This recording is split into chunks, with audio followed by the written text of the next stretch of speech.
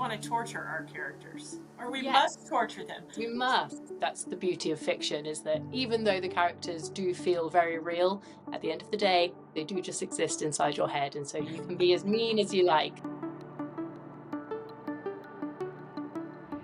Welcome to a very special episode of the Novelry on Writing. To celebrate our brand new prize, The Next Big Story, we've got 5 bonus episodes here to help you write a standout entry, delving into the 5 elements that make a story great. 1. Person. 2. Problem. 3. Place. 4. Plot. And 5. Prose. Now, we're going to dig into these in the next episodes, and you can watch them whether it's on your lunch break, whether you're out at work, whether you're cooking in the evening, wherever you can find the time. Because story ideas can come to you anytime and any place. For the next big story, we're offering a grand prize of $100,000 for just 3 pages of writing. Yes, just 3 pages of the beginning of a novel, that's all. So, what should those pages include? Let's find out in this very special podcast episode. This is the Novelry on Writing.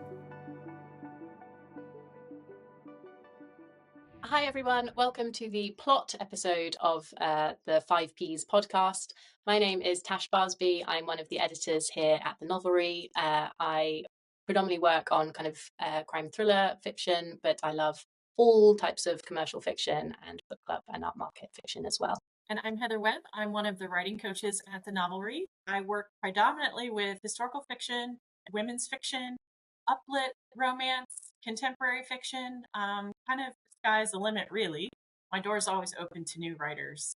I am also the author of 11 novels, my 11th coming out next year, and it is called The Hope Keeper.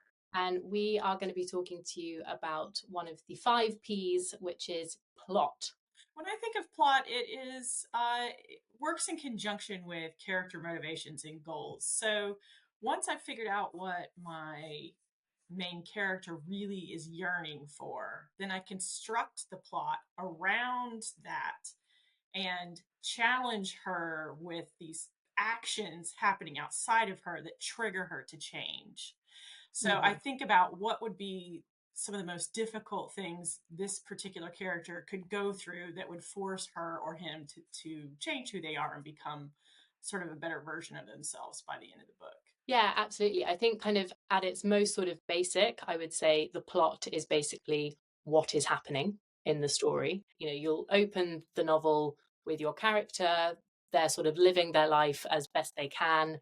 Then something happens that kind of changes everything for them, which is what we call the inciting incident. And then the plot is basically challenges that your character has to overcome off the back of that inciting incident.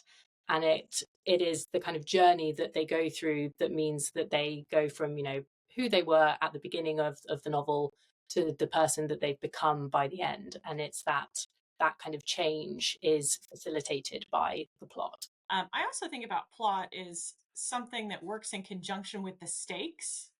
Because you don't just want one series of actions after another that don't have something at risk for the main character. So, the higher you can drive the stakes over time, the more exciting, the tenser the book will be, the more tightly plotted the book will be. So I like to link the two as well. Yeah, definitely. And I think, quite a kind of good way of looking at it is, as you say, okay, so you've got this character. What are they doing today that is going to sort of upset their status quo? And then it's, and then what happens after that? At each stage, asking yourself as the author, what can I do to this character to sort of lift those stakes and, just kind of keep pushing it, be like, and now what if this happens? I think what you're trying to say is we want to torture our characters, or we Yes. must torture them. We Actually, must. do we want to? Sometimes I don't want to if I know it's a really hard thing for a person to go through. And then putting a character that I love through it can be difficult. And sometimes I'll even come back and have to write a scene later because I'm not in the emotional space to be able to work on that piece. But that's all part of raising those stakes. That's the beauty of fiction, is that even though the characters do feel very real, at the end of the day, They do just exist inside your head. And so you can be as mean as you like because it's not actually hurting anyone, even though it may feel like it. So in terms of how writers can kind of get the plot into the opening of their novel and kind of really kickstart it right from the beginning, I think that's where the inciting incident is the kind of the real key. So the inciting incident is basically this kind of moment that changes everything for your main character. And you want to get that in sort of as early as you can, because that's what really kickstarts the story. It's the story is all about change. We need to sort of, maybe have a little bit of detail about kind of what your character is doing in their sort of current day, so that we can understand why the change is important. But getting that moment in, ideally into your kind of first opening pages, that will really allow you to sort of get that pace in right from the get-go, and just allow you to bring your plot right into the opening pages. In the first 3 pages, a few of the things I would want would be an amazing opening line that's a great hook. That's either something really indicative of who your character is in their voice, or somehow setting the stage, but something that really grabs us right off the bat. We want to meet your character almost immediately, your main character, and name them. We want to know what their name is, because we're going to immediately attach to the first character that shows up on the page. So bring that main character in right away. We need a bit of world building and context. If you drop us in the middle of a story, that's great, except we have to know where we are in space and time. You want to bring your reader, paint a picture for them so that you can bring them along with you through the story. So I think, main character context, great hook, and go right into that inciting incident, which I like to think of as a spark plug. It's kind of like what starts the engine. It's the moment that the main character's life changes forever and sets them off on this journey. And the journey is over the course of the book. So those are the things you definitely want to get in your opening. And inciting incident doesn't always come in the first 3 pages, but certainly the first chapter. And like Tash said, I do think the sooner you can bring it in, the better, because that's when the excitement starts happening. Yeah, exactly. And then when you're thinking about how to then kind of follow on from that, I like to think of, the inciting incident is the kind of the first domino to fall.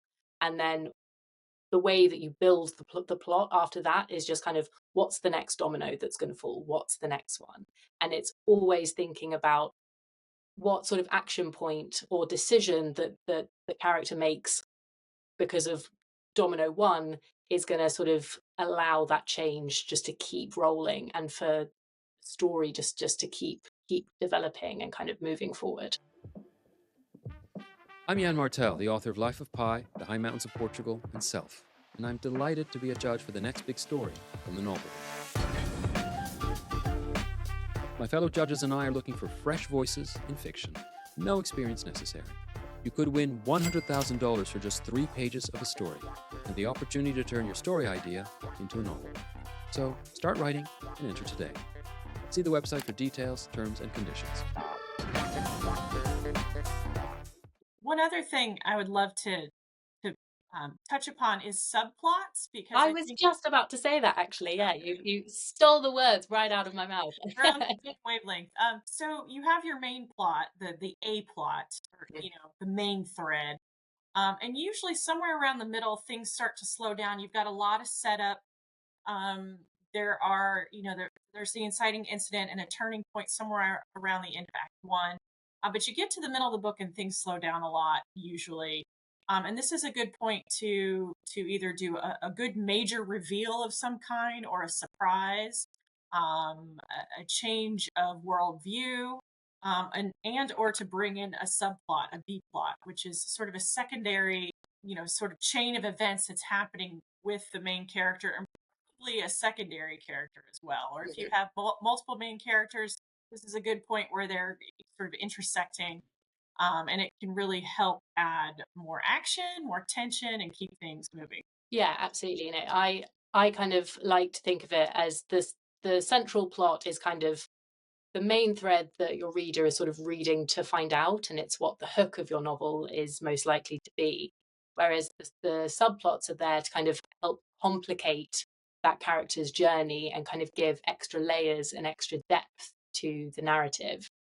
And it means that you've got the opportunity then to kind of really make the most of your entire cast of characters and sort of give them a chance to shine, but while still kind of making sure that they are supporting your main character and your main plot as well. I love that. So those are some basic tenets for plot and how to get started. We hope some of this information was helpful to you, and we wish you success on the contest. Good luck, everyone. We can't wait to read your entries. Thank you.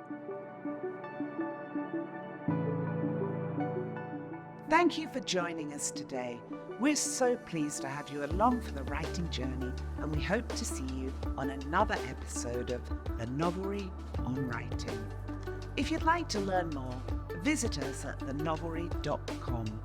From first draft to finished manuscript, at The Novelry you'll enjoy one-to-one coaching from best-selling authors, live writing classes with award-winning authors and literary agents, and you'll work with a publishing editor all the way for submission to literary agents toward a publishing deal. All writers learn from other writers, even the greats. Write your novel in good company. Join us at The Novelry. We'll show you how to start, coax your story into shape, cheer you on to type the end.